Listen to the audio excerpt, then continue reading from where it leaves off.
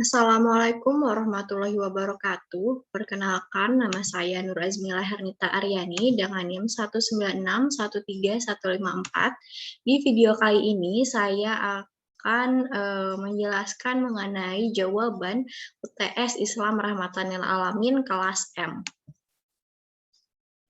Jadi yang pertama adalah konsep Islam Rahmatan lil Alamin berdasarkan Quran Surah Al-Anbiya ayat 107. Wa ma arsalna illa rahmatan lil alamin. Dan tidaklah kami mengutusmu, wahai Muhammad, melainkan menjadi rahmat bagi semesta alam. Islam adalah agama rahmatan lil alamin. Artinya, Islam merupakan agama yang membawa rahmat dan kesejahteraan bagi seluruh alam semesta, termasuk hewan, tumbuhan, dan jin, apalagi sesama manusia. Kemudian kata al-alamin, maknanya dalam kumpulan jenis makhluk Allah yang hidup, semuanya memperoleh rahmat dengan kehadiran Nabi Muhammad SAW. Dengan rahmat itu, terpenuhilah hajat batin manusia untuk meraih ketenangan, ketentraman, serta pengakuan atas wujud, hak, bakat, dan fitrahnya. Jangankan manusia, binatang dan tumbuh-tumbuhan pun memperoleh rahmatnya.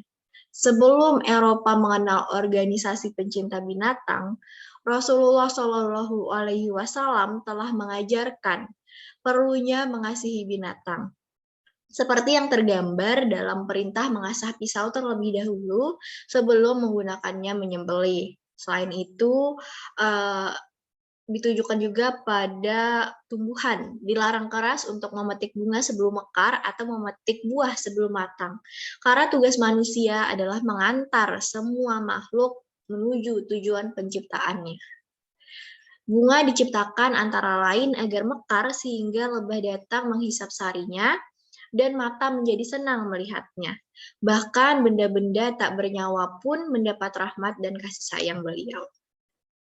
Tim tafsir UII dalam Al-Quran dan tafsirnya mengungkapkan bahwa orang-orang yang beriman dan mengikuti petunjuk agama itu akan memperoleh rahmat dari Allah berupa rizki dan karunia di dunia.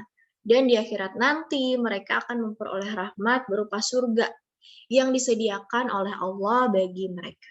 Sedangkan orang-orang yang tidak beriman akan memperoleh rahmat pula, karena dengan cara yang tidak langsung mereka mengikuti sebagian ajaran-ajaran agama itu, sehingga mereka memperoleh kebahagiaan hidup di dunia.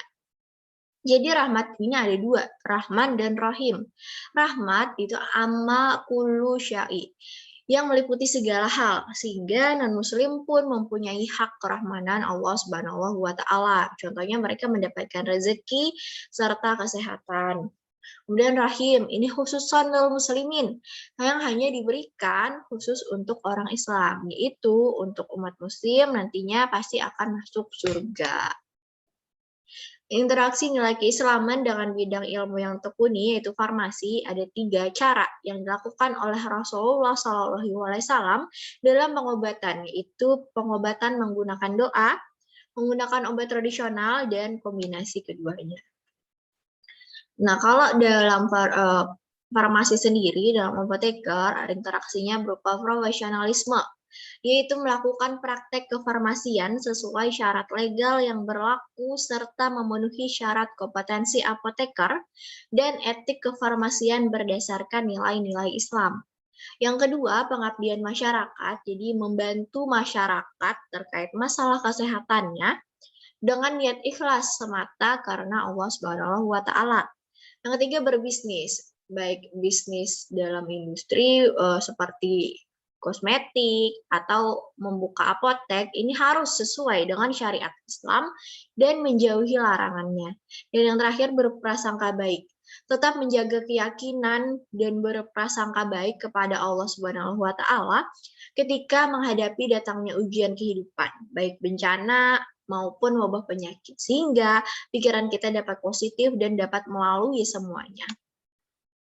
Pemikiran produk dan atau unjuk kerja yang merupakan perwujudan hasil integrasi nilai keislaman pada bidang ilmu yang ditekuni yaitu farmasi.